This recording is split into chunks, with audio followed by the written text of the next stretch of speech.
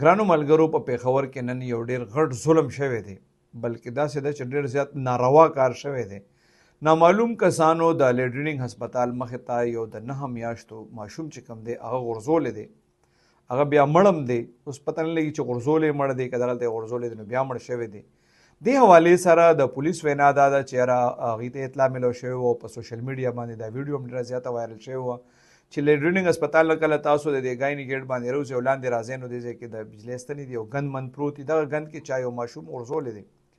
کله چې پته ولګېد او خلک ورغلل نو دا ماشوم وفات شوی و. دغه ډیډ باډي چې کوم د ډاکټرانو وینا مطابق ده چې دا باقاعده پوره ماشوم پیدا شوی دی او بیا دغلته چا غورځولی دی. د پولیس وینا دا ده چې په دې کې تحقیقات شروع کړي دي او معلومات کوي چې دا ماشوم چا غورځولی دی. پولیس وینا دا ده چې دا د کم ګاډي نه غورځولی دی چا نو د هغې ګاډي سی سی ټي وي فوټیج دی حاصل کړي دي. څه کسان دا وایي چې دا څه د ګند ګاډی او د هغې نه غورځېدلې، خو پولیس وایي چې یاره هغوی لا فعل حال دا شیز نه ښکاره کوي. ای وایي دا معلومات کوو چې دا ظلم چا کړی دی نو لږ د خدای نه یره پکار ده. اول خو داسې ناجیزه کار نه دی کول پکار، که ناجیزه بیا داسې اوم شي نو بیا د دې ماشوم څه ګناه وه که نه چې دی لکه مطلب دا د دې دنیا ته راتلو نه پیله یا راتلو سره د هغه ته دونه غټه سزا میلاو شوه. نو بس الله دې په موږ باندې رحم وکړي او الله دې زموږ په زړونو کې لږ ترس پیدا کړي. نور به سړی څه ووایي.